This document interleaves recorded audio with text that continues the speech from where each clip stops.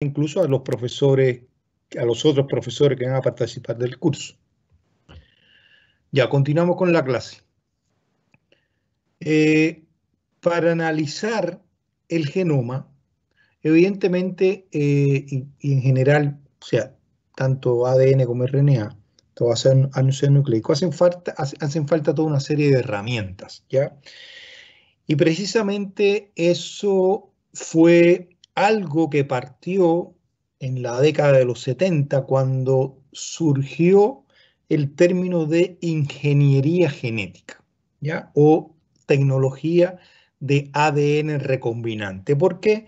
Porque precisamente durante esa década de los años 70 empezaron a aparecer herramientas, particularmente enzimas, que podían cortar las moléculas de ácido nucleico.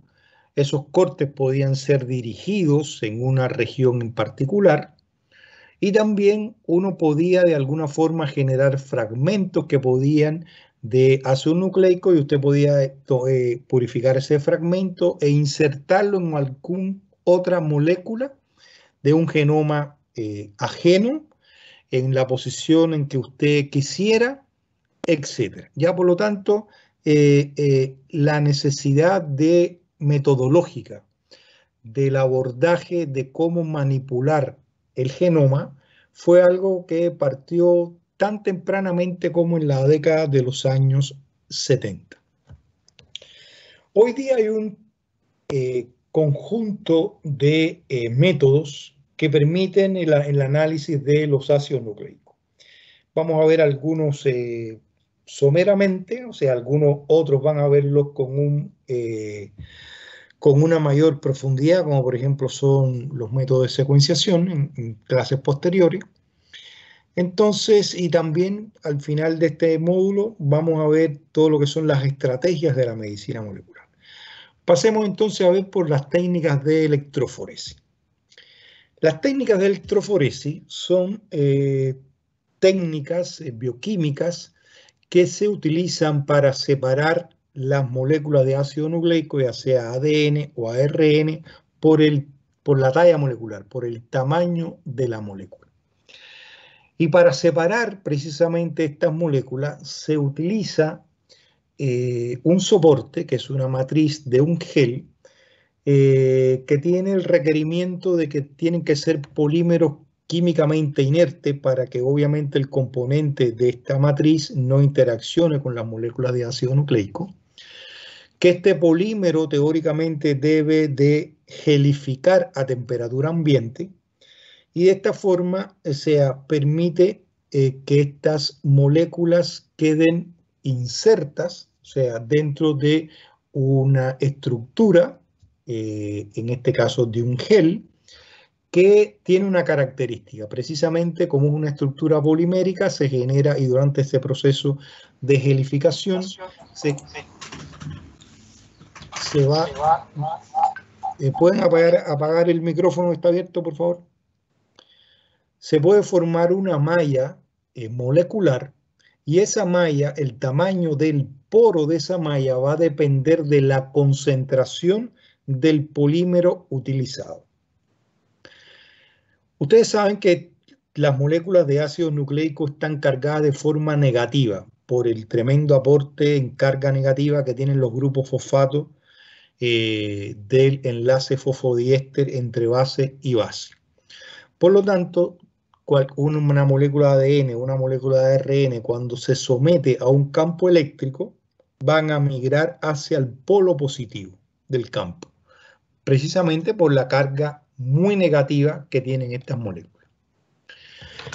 Entonces, en términos de los geles o estas matrices, estos soportes que se utilizan mayoritariamente hoy día dos tipos de geles: el conocido gel de poliacrilamida y el gel de ágaros. Ambos tienen características bien disímiles, sobre todo en términos de la capacidad resolutiva. El primero tiene una capacidad resolutiva muy alta, pero solo puede separar moléculas de peso molecular que estén en un rango muy cercano el uno del otro. De hecho, es para eso que se utiliza, para tratar de separar moléculas de ácido nucleico que tengan pesos muy similares o tamaños muy similares. Sin embargo, el gel de agarosa, que es el más utilizado en las técnicas convencionales hoy día de genómica particularmente, es un gel que tiene un menor poder resolutivo, pero permite separar una amplia gama de pesos moleculares, que pueden diferir hasta en 30 kilobases, una molécula en comparación con la otra, o sea, hasta 30.000 pares de base.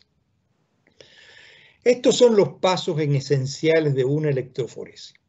Inicialmente hay un soporte donde usted vierte esta solución polimérica que una vez que se está en estado líquido, alrededor de los 50 grados, usted entonces aprovechando ese estado líquido que tiene esta solución polimérica, la vierte en un molde, espera que se gelifique, que normalmente eso ocurre a temperatura ambiente, y por lo tanto va a tener un soporte al cual con un molde usted puede hacerle unos pequeños pockets o bolsillos dentro del gel, para entonces en esos bolsillos, en esos pequeños depósitos, en esencia, que se forman por la utilización de este molde, se pueden depositar las muestras que uno quiere separar. Y entonces este gel es sometido a una diferencia de potencial bajo un campo eléctrico y evidentemente, o sea, en un polo positivo y un polo negativo, y precisamente sobre la base de la carga negativa que tienen los ácidos nucleicos van a migrar hacia el polo positivo. Esto es lo que es un ejemplo representativo, o sea, bastante, o sea, digamos, diagramático, de cómo ocurre una electroforesis. Aquí tenemos precisamente cómo se van separando estas diferentes moléculas que responden a diferentes pesos moleculares. Evidentemente la que avanza más rápidamente es la de menor peso molecular y la que se retarda más en migrar es la de mayor peso molecular. Y es como precisamente, o sea, que pongamos a una carrera a través de un bosque de elefantes y ratones, ¿ya? Considerando que, o sea, el más pequeño puede obviamente atravesar entre la distancia entre un árbol y otro, sin embargo el otro por el volumen que tiene es retenido y obviamente el movimiento se hace notablemente más lento. En esencia esa es la lógica de cómo una molécula más pequeña puede penetrar fácilmente a lo largo de la trama de poros que se genera en el gel y que va moviéndose precisamente en el sentido del campo eléctrico.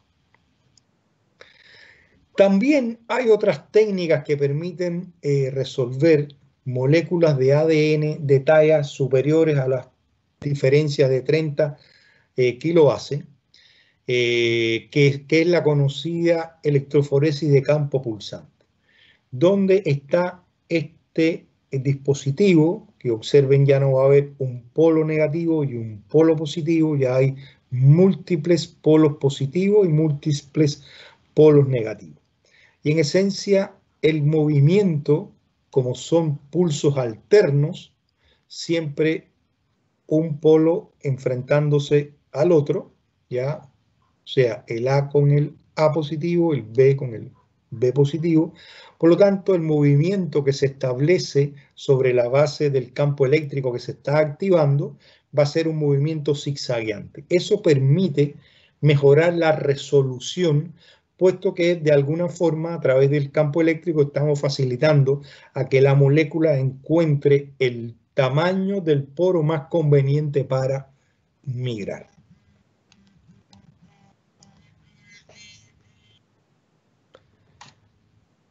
Aquí tenemos una foto clásica de una electroforesis de ADN, ¿ya?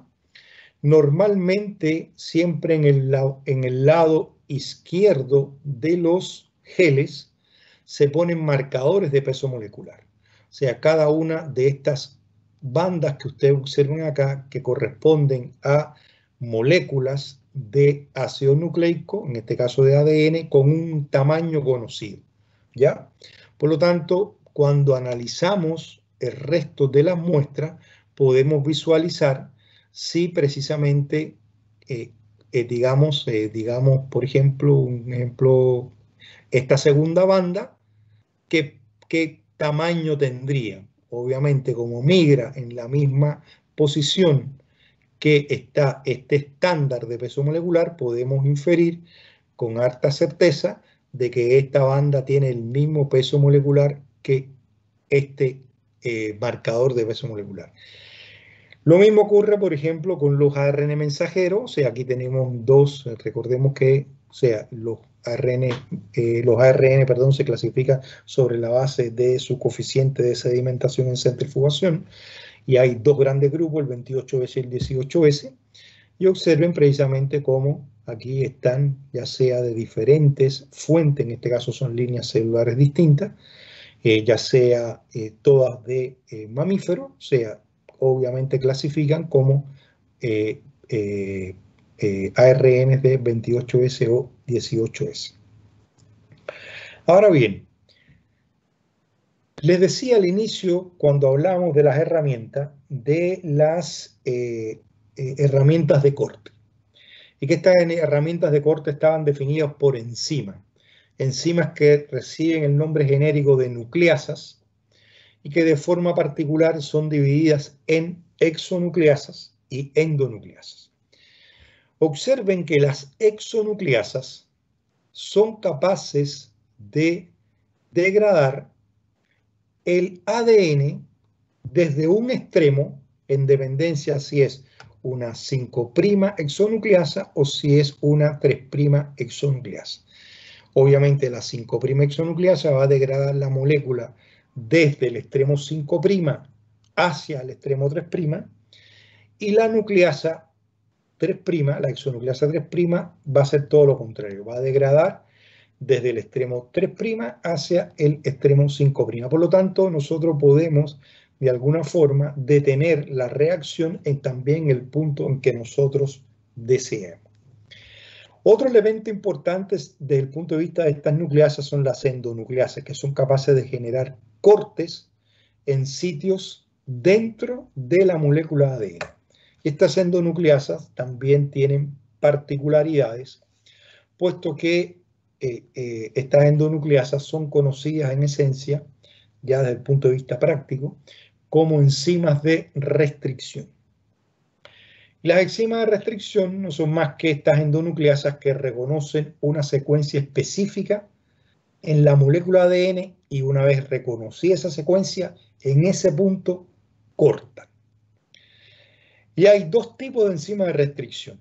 Una endonucleasa tipo 1 y una tipo 2. La primera es una enzima que se une a un sitio de reconocimiento y corta al azar en algún lugar a lo largo de las regiones vecinas. Ya no es tan específica como la tipo 2, que sí va a unirse a un sitio y va a cortar dentro de la secuencia de reconocimiento.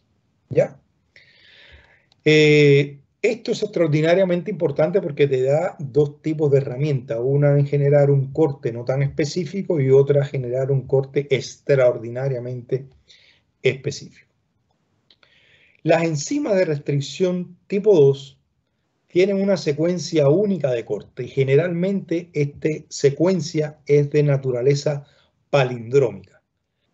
¿Qué cosa es un palíndromo? Un palíndromo es una palabra, una frase que se lee lo mismo de izquierda a derecha que de derecha a izquierda. Por ejemplo, radar, ¿ya? Por lo tanto, cuando encontremos secuencias que sea lo mismo el sentido de leer, por ejemplo, citosina, timina, citosina, ya si lo leemos al revés lo mismo, citosina, timina, citosina, ya eso es un palíndromo. Y ese generalmente la región que reconoce las enzimas de restricción tipo 2 son secuencias palindrómicas. Ahora bien, sobre la base de la secuencia de reconocimiento se pueden generar dos tipos de cortes distintos. Un corte que se conoce como de extremo romo o extremo liso, que es este que tenemos acá, que está codificado por esta enzima de restricción, o enzimas que generan extremos pegajosos, o también conocido en inglés como los sticky ends, que generan, observen, estos dos fragmentos. Este fragmento con esta cadena y este fragmento con esta cadena. Por lo tanto, y observen que esos extremos son, como son extraordinariamente complementarios, el uno con el otro, cuando se separan, se pueden volver a juntar o con la misma secuencia o con una secuencia igual, pero en otra molécula de ácido nucleico. Y como les decía, finalmente estos extremos pueden ser muy fácilmente avariados el uno con el otro, precisamente por la complementación y obviamente las leyes termodinámicas que rigen la asociación de una base con la otra. Otra de las técnicas muy utilizadas son las técnicas de hibridación, particularmente la hibridación de ácido nucleico, que es un proceso que está basado precisamente en las propiedades termodinámicas de los ácidos nucleicos y que permiten, como les decía anteriormente, que una cadena se una con una cadena que es complementaria. Y precisamente estas técnicas de hibridación han sido extraordinariamente útiles en identificar secuencias específicas dentro de un genoma en particular, ¿ya? O sea, es, por ejemplo, sobre la base de estas técnicas de hibridación, nosotros podemos detectar si un genoma en particular tiene o contiene tal secuencia, por ejemplo, ¿ya? Después vamos a ver un poco más el detalle. En el concepto de hibridación es importante destacar otro concepto ya metodológico, que es el concepto de sonda de hibridación. La sonda no es más que un fragmento específico de una secuencia determinada que va a ser complementaria a la secuencia que nosotros queremos detectar, que es capaz de unirse precisamente a la secuencia que esté presente en una muestra problema en particular. Hay diferentes tipos de sondas, ya sean sintéticas, que se pueden sintetizar en el laboratorio. Hay sondas de ARN, ya de ADN, hay sondas comerciales que usted puede comprar a un proveedor. Y esas sondas normalmente se marcan, deben tener algún elemento que las identifique dentro de la muestra compleja que va a ser poner la sonda, obviamente con las moléculas blanco que se quieren estudiar. Por muchos años la radioactividad fue un método bastante utilizado, sin embargo hoy día se utilizan técnicas no radioactivas, generalmente basadas en marcadores fluorescentes. Por lo tanto, hay toda una serie de técnicas, ya sea de microscopía, de sistemas de amplificación en cadena de polimerasa que utilizan la fluorescencia. Y el marcaje obviamente se genera particularmente a través de la síntesis de la molécula en presencia del precursor marcado, del precursor fluorescente, o se sintetiza la sonda y después que está hecha la sonda se incorpora particularmente en el extremo de la sonda las marcas fluorescentes. Hay dos formas de abordar el proceso de marcaje de una sonda en particular. Y desde el punto de vista de los métodos de hibridación, hay toda una serie de métodos que en esencia son conocidos como métodos de transferencia, donde inicialmente el primer método de hibridación que se describió fue el Söderblotting, que fue para detectar secuencias de ADN dentro de una muestra problema de, obviamente, ADN. Y como el primer método de hibridación se denominó Southern Blotting porque su autor fue un biólogo molecular norteamericano con nombre Edwin Southern en 1975. Después, el próximo investigador que publicó un método de hibridación para ARN, como el primero era Southern, le puso entonces Northern Blot. Y después vino un tercero que describió el método de hibridación molecular para proteínas y le puso Western Blot. Ahora bien, hay otros métodos de hibridación que son los conocidos dot blot o slot blot, que tienen la misma base teórica en términos de la hibridación de secuencias complementarias, pero ni el dot blot ni el slot blot tiene un paso previo de separación de las muestras. O sea, no tienen, por ejemplo, pasos de electroforesis. Por lo tanto, estas técnicas son técnicas que se desarrollan para procesar un gran número de muestras. Sin embargo, tienen también el inconveniente que son notablemente menos sensibles, ¿ya? Y finalmente hay una técnica que es hoy día muy utilizada, sobre todo en el área del diagnóstico patológico, de anatomía patológica, que es la hibridación in situ, porque permite detectar secuencias de ARN o ácido nucleico, ya no en una muestra, sea aislada de ácido nucleico desde un tejido, de una biopsia, sino a detectarla en el tejido o en las células completas, sometidas a un proceso de fijación y posteriormente toda una serie de pasos de permeabilización, etc.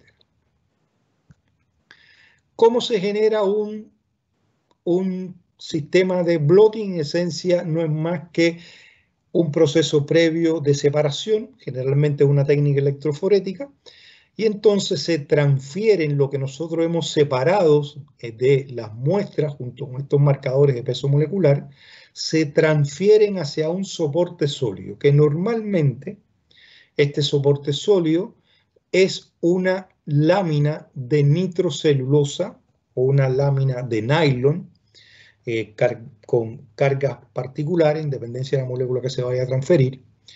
Y finalmente, ¿eso qué permite? Tener un soporte sólido para realizar la hibridación.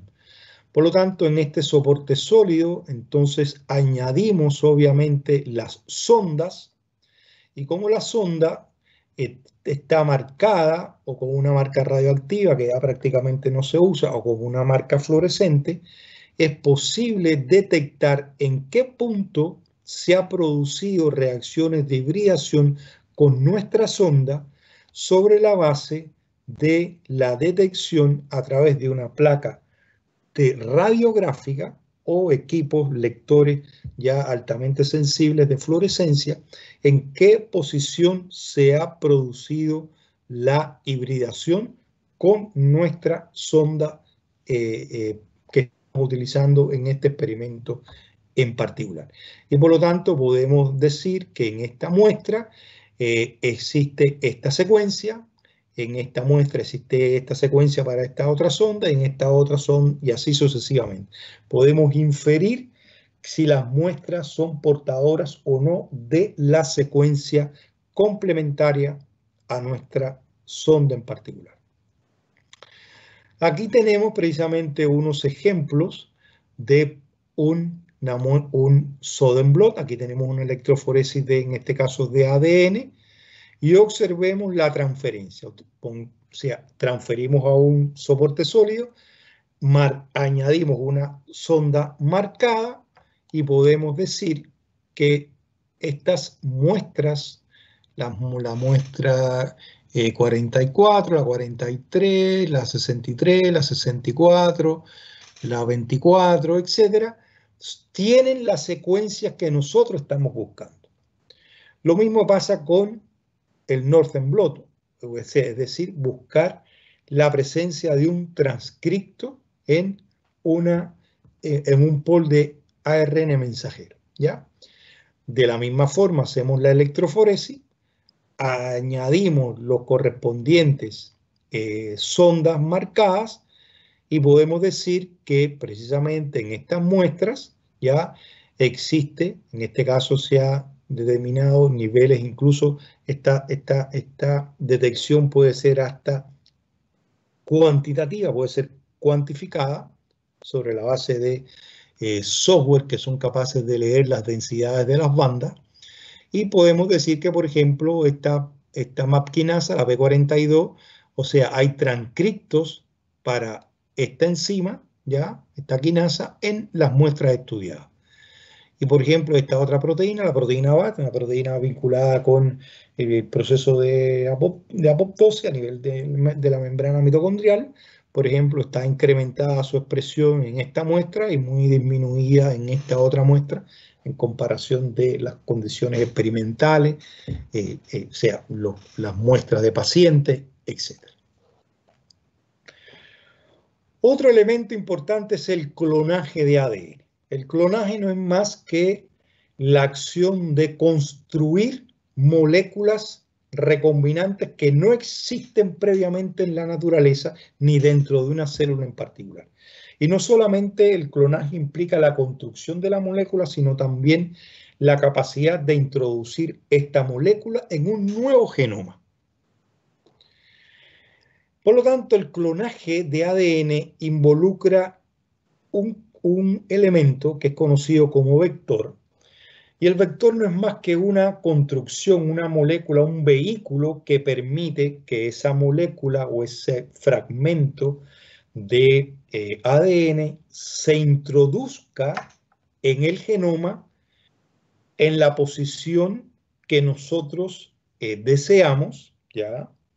Y obviamente sin perder la secuencia de interés que está dentro de ese vector, que es conocida como inserto. O sea, lo que nosotros queremos clonar o transferir a otro genoma, esa secuencia es conocida como inserto. Observen un ejemplo clásico de una clonación en bacterias, ¿ya?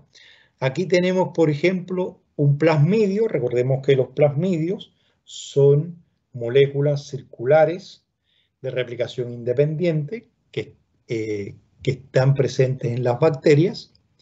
Y, por ejemplo, tenemos esta secuencia en un genoma en particular, pongamos que sea la molécula de insulina humana. Podemos sacar el gen de la insulina, ¿ya? E insertarlo dentro de este plasmidio. Este plasmidio es precisamente un vector de clonación. Es el instrumento que nos permite entonces transferir esa molécula hacia el genoma en este caso, de una bacteria.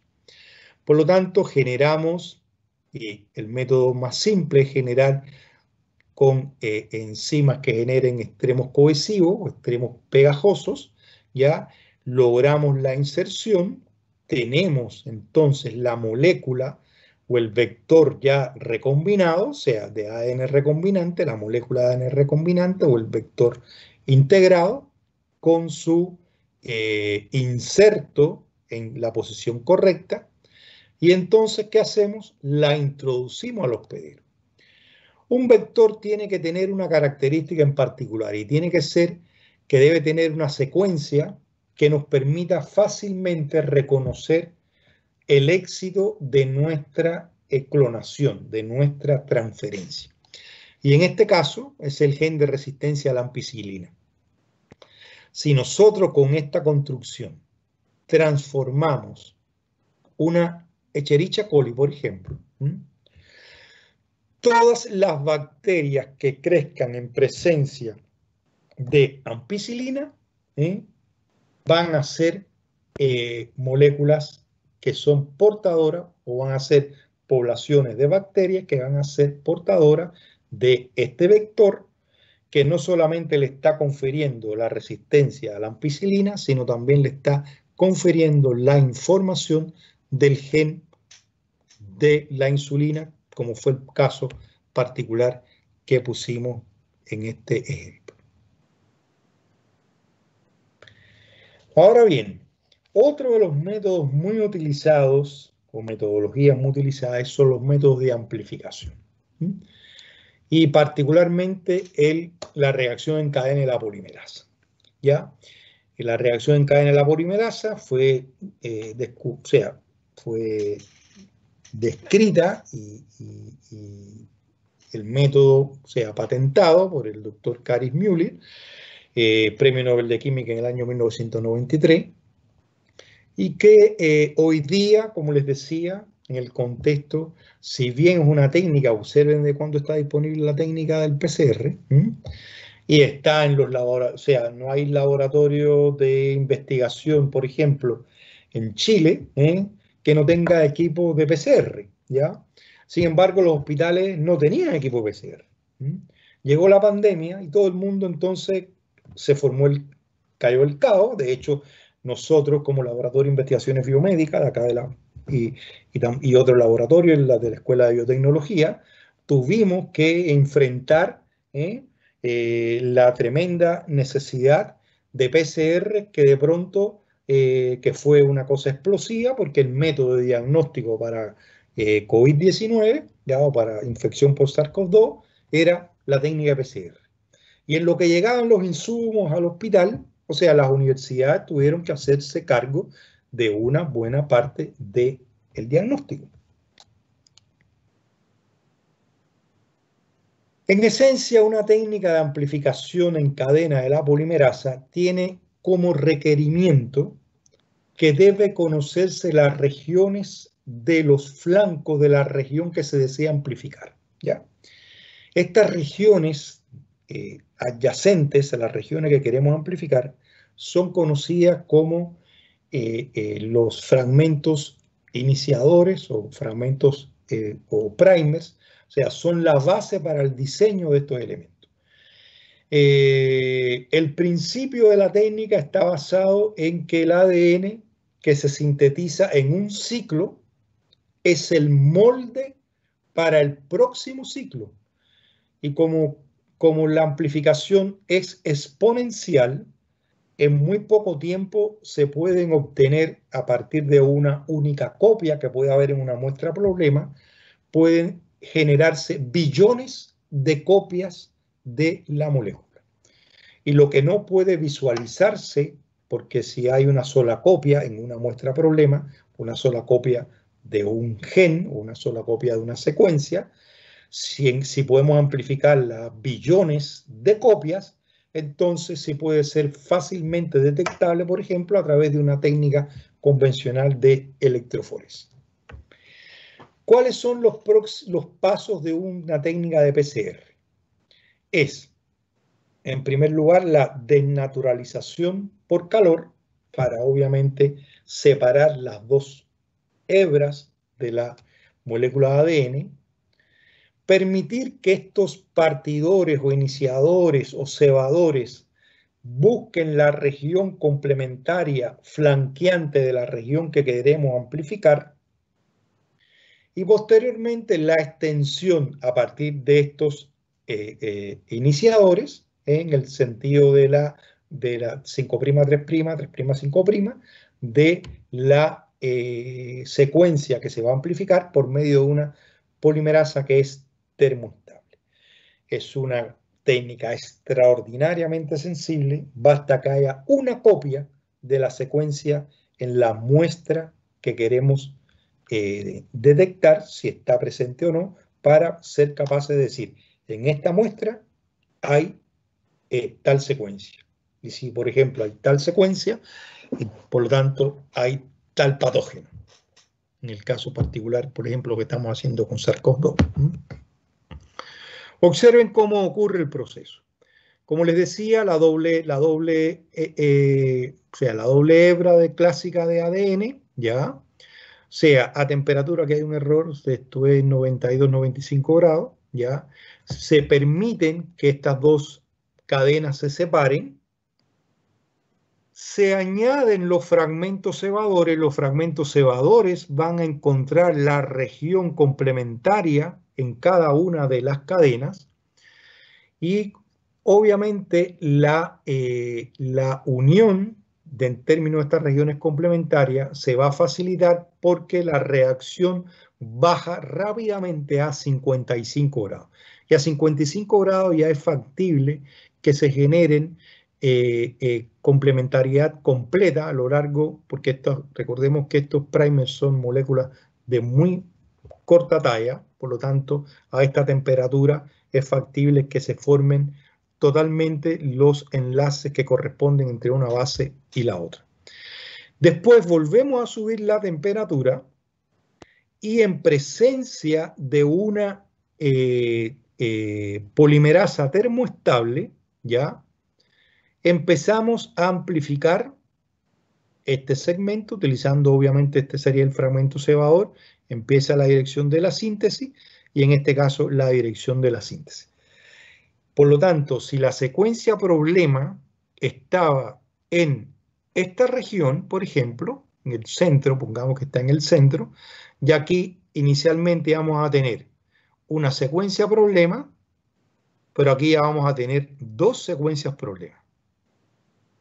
Si seguimos aumentando el número de ciclos, volvemos obviamente estas dos moléculas que sirvieron como molde que se fabricaron. Ahora las iniciales van a volver a ser molde, pero las nuevas también van a volver a ser molde. Por lo tanto, va a generarse un proceso de amplificación que es totalmente exponencial. Al final vamos a tener, obviamente, un número de moléculas que se va a ir amplificando y que va a contener, van a contener la región o la secuencia que nosotros quisimos detectar, ¿ya? Y en tal sentido, o sea, esto se utiliza con un equipo que se llama equipos de PCR, o sea, un equipo extraordinariamente pequeño, que observen puede generar 40 ciclos en 60 minutos y habiendo una sola copia, en 35 ciclos se pueden generar 68 billones de copias de la molécula que estaba únicamente representada en la muestra problema. Y ya con 68 billones de copias en una muestra, usted puede detectar, por ejemplo, que esta muestra existe en la muestra problema que usted tiene. Pongamos que estos son, no sé, que fuesen pacientes con sospechas de COVID, por ejemplo, en este caso en particular, o sea, todos estarían positivos. En este caso en particular, por ejemplo, el paciente 1 y el paciente 2 estarían negativos y estos estarían positivos porque se está amplificando el tamaño de la secuencia que nosotros estamos amplificando. Existe otra técnica que es la conocida como RT-PCR, que es Reverse Transcription Polymerase Chain Reaction, en esencia reacción en cadena de la polimerasa por transcripción reversa, que es lo que se utiliza en vez de detectar secuencias de ADN, lo que nos permite es detectar secuencias de ARN. ¿Ya?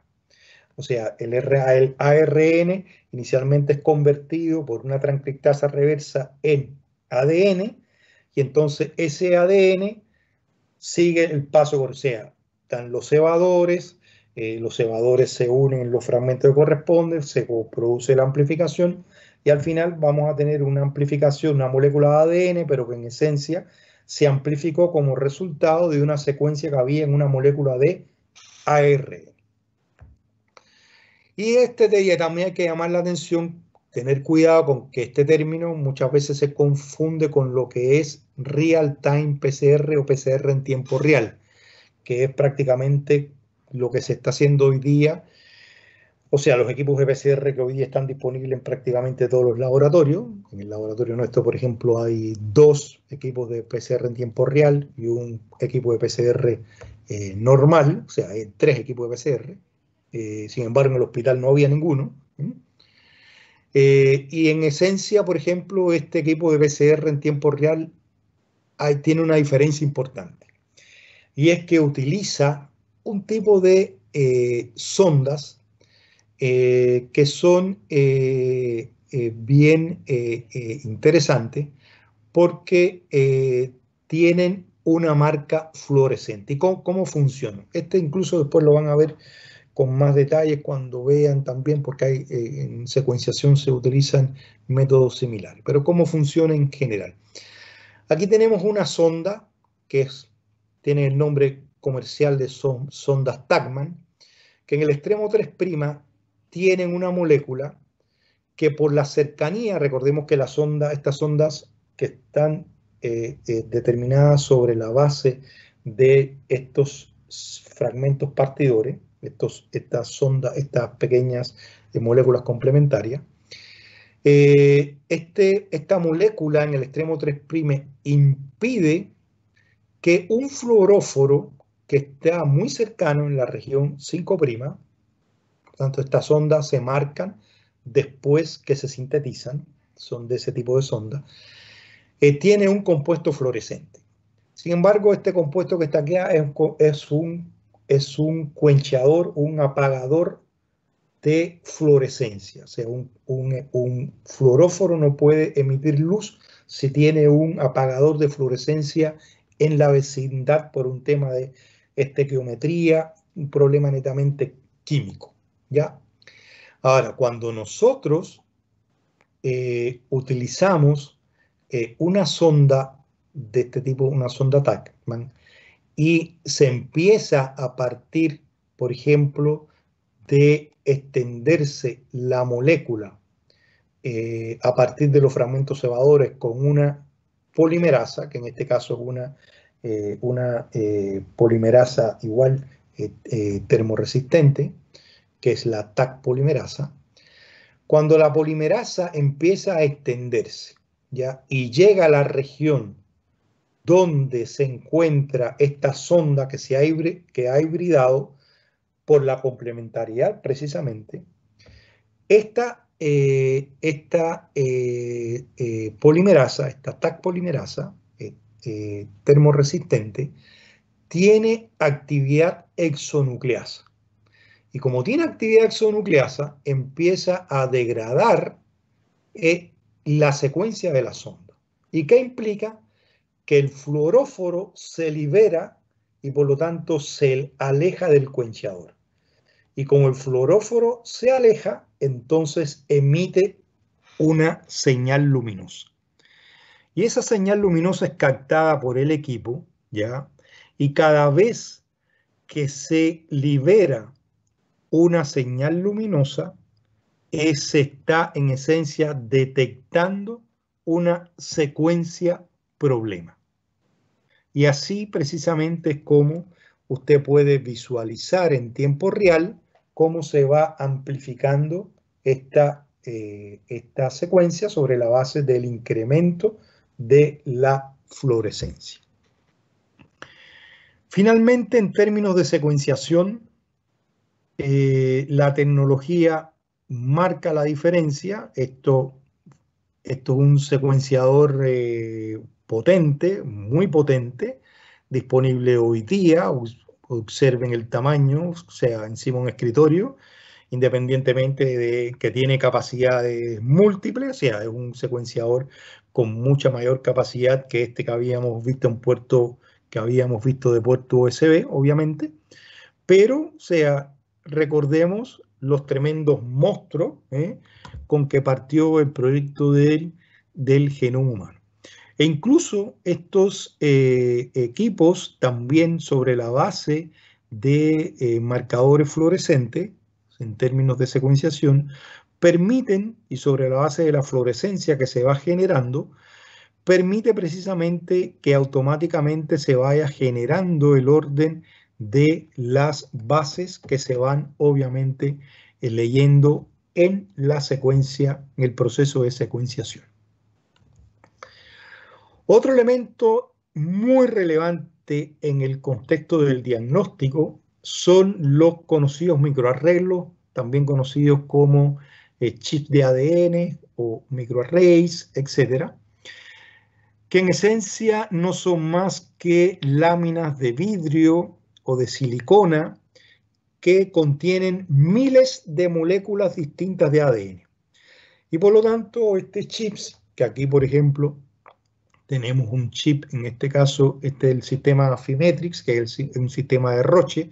Por ejemplo, en sistema Affymetrix están todos los polimorfismos de P450 que hemos visto que son extraordinariamente relevantes en el contexto de la farmacogenómica. Hoy día algunas clínicas privadas, desgraciadamente, no están en el contexto del servicio público.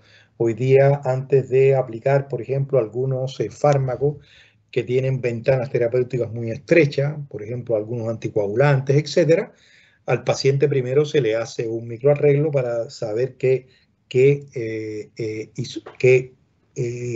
polimorfismo de nucleótido simple posee sobre la base de su sistema de P450, en particular, el enzima que sea, y sobre esa base generar el ajuste de dosis correspondiente, que ustedes saben que ya existen protocolos, bases de datos, etc.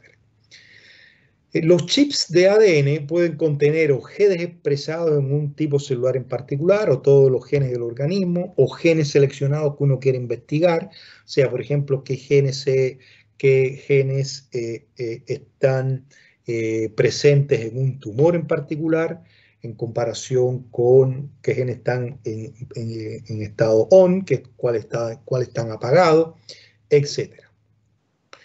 Por lo tanto, los microarreglos permiten una variabilidad tremenda y unas posibilidades enormes de, por ejemplo, monitorear y evaluar la expresión de genes de forma cuantitativa, muy importante, comparar condiciones fisiológicas distintas. Ejemplo, por ejemplo, bacterias crecidas en cultivo contra bacterias provenientes del sitio, aislado, por ejemplo, de una punción de un acceso, etcétera. Células normales contra células expuestas a un fármaco, células tumorales contra células no tumorales, células tumorales con quimio, células tumorales sin quimioterapia, o sea, en pacientes que no han sufrido quimioterapia. O sea, las posibilidades son extraordinarias. ¿Y en qué se basa? Como les decía, son generalmente espacios extraordinariamente pequeños, ya de silicona o vidrio, que tienen, en esencia, miles de moléculas. Cada pequeño segmento de esto representa un gen en particular o un isoforme en particular, y por lo tanto lo que hacemos es una reacción de hibridación de la muestra problema, y sobre la base de en qué punto de esta secuencia vamos a tener una señal, entonces podemos decir que la muestra va a tener este gen o este gen o este gen o este gen o este gen o este gen. Observen, esto es una respuesta típica de un chips que incluso pueden ser de naturaleza cuantitativa. Se puede cuantificar las diferentes intensidades. Finalmente, existen dos grandes estrategias para el uso de las técnicas de la genómica. Las conocidas técnicas de screening, que este screening va a involucrar o va a utilizar los métodos que permiten detectar una secuencia mutada y previamente identificada. O sea, las metodologías de screening buscan mutaciones en la población, ¿ya? O en un individuo en particular. Por ejemplo, el screening para fenilcetonuria, ¿ya? Eso está basado, obviamente, en la búsqueda de un elemento, o sea, de una mutación en el genoma. Pero también puede haber estrategias que son conocidas como scanning, que es precisamente la búsqueda de la variabilidad, que puede o no corresponder con mutaciones. Ya eso después habrá que verlo sobre la base de las frecuencias en la población, pero que son extraordinariamente importantes, sobre todo en los estudios de variabilidad interindividual en poblaciones en particular. En términos de variación genómica, recordemos que la gran mayoría de los genes tienen pequeñas diferencias sobre la base de estos polimorfismos de nucleótido simple. Y que, como les decía, como me preguntaban al inicio de la clase, estos polimorfismos se traducen en variaciones de muy diverso grado en la funcionalidad de una proteína, que puede ser una funcionalidad menor o una funcionalidad mayor, y obviamente sobre esa base va a generar obviamente repercusiones en términos catabólicos, metabólicos, etc. Pero también, no menos importante, es que esas variaciones en la funcionalidad de la proteína no necesariamente tienen que estar, por ejemplo, vinculado con el sitio activo per se, en la actividad catalítica, o etcétera, sino también puede estar vinculada con la capacidad de interacción de una proteína con la otra, o de una proteína con sí misma. Recordemos que las interacciones proteína-proteína son extraordinariamente importantes en la funcionalidad del proteoma celular. Bueno, ya habíamos visto precisamente lo del polimorfismo de nucleótido simple. Simplemente resaltar que sobre la base de esta variabilidad se generó un proyecto que fue el proyecto de los 1000 genomas. Se secuenciaron 1000 genomas y se compararon precisamente las proporciones de SNP en cada uno de estos 1000 genomas. Y observen que la velocidad de aparición de nuevos SNP es de 1 por 10 a la menos 8. Eso significa que en cada generación, o sea, de padre a hijo, van a aparecer entre 20 y 30 nuevos SNP en la descendencia, cuando comparamos la variabilidad de un hijo con la variabilidad genómica de sus parentales. Eso es extraordinariamente importante. Y como habíamos dicho al inicio de la clase, precisamente las combinaciones de estos SNP son los que representan los haplotipos, que en esencia viene siendo como un alelo cromosómico, pero recordemos que los alelos son simplemente variantes, dos posibles variantes. Los haplotipos representan múltiples variantes porque precisamente están definidos sobre la base de la variabilidad. También hay una técnica que es conocida como polimorfismo en la longitud del fragmento de restricción, que permite, fue un estudio y fue una técnica, fue utilizada por muchos tiempos en el diagnóstico. Es una técnica que realmente ya está decayendo su uso en el diagnóstico clínico, puesto que en el caso de que un RFLP, o sea, este fragmento de restricción en la longitud del polimorfismo, es cuando un SNP, un polimorfismo nucleótido simple, coincide con el sitio de restricción de una enzima. Y observemos, por ejemplo, esto que ocurre aquí. Aquí tenemos, por ejemplo, aquí hay diferencias importantes ya entre los sitios de corte de un enzima, ya en términos de la base de dos alelos. En el alelo 1 o en el polimorfismo 1 observemos que esta enzima puede cortar acá de forma normal, o sea, generando estos extremos pegajosos. Sin embargo, observen que hay una sola diferencia de una base en el alelo 2 y por lo tanto aquí no se puede generar un corte. Si nosotros hacemos una electroforesis, o sea, cortamos la molécula completa, y hacemos una electroforesis, ¿qué es lo que vamos a observar? Vamos a observar tres fragmentos. El fragmento desde el punto de corte hacia distal izquierdo, vamos a observar el fragmento entre los dos sitios de corte y vamos a observar el fragmento de la molécula desde el sitio de corte hasta distal derecho. En esencia vamos a tener tres sitios, tres moléculas de ADN. ¿Ya?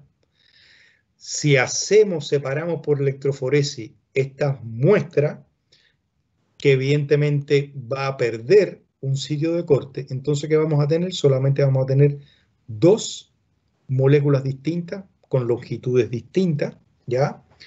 Y por lo tanto, esto pudiese ser cuando un fragmento de restricción coincide precisamente con un polimorfismo, es lo que se conoce precisamente como RFLP, ¿ya? Esto fue utilizado muchas veces, mucho tiempo con el diagnóstico, sobre todo para detectar eventos debidos a mutaciones, pero sin embargo, sobre la base de la tremenda variabilidad y el tremendo número de polimorfismo nucleótido simple que hay en nuestro genoma, es extraordinariamente difícil buscar una técnica que sea altamente específica para una mutación en un sitio de corte en particular con una enzima. Entonces, son técnicas que realmente están en desuso. Las utilidades de la variabilidad en términos genómica hoy día es un pilar muy importante en el diagnóstico de enfermedades, en la identificación de individuos susceptibles, en los estudios de paternidad, en la epidemiología molecular sobre la base precisamente de la aparición de nuevas variantes, de alguna patología, etc. En la medicina forense, obviamente, y en las terapias individualizadas en el campo particular de la farmacogenómica. Esto es todo lo que les tenía por la clase de hoy día. O sea, la próxima clase vamos a ver tecnologías emergentes y obviamente, visualizando la capacidad que ha adquirido el hombre de manipular el genoma, no solamente el genoma de cualquier especie, ya sea de los seres humanos, pero también, por ejemplo, de manipular eh, el, el genoma de, por ejemplo, un patógeno y hacerlo todavía más virulento. Evidentemente hay implicaciones éticas, legales y sociales que son extraordinariamente importantes. Así que con eso terminamos la clase. No sé si tienen alguna pregunta. Discutan lo que conversamos al inicio de la clase, o sea, bueno, considerando que todavía no todos tienen acceso a la plataforma. Yo desde el día de ayer les había enviado el calendario, les había enviado la clase y les había enviado el audio de la clase, precisamente porque hasta el día de ayer yo no tenía absolutamente, o sea, no hay un equipo en Teams que sea de Clínicas 2, por lo tanto, faltan los profes, etc. Entonces, yo creo que en esencia, Francis, por favor, discútanlo con el curso. Yo de partida te puedo enviar la clase de hoy día y el calendario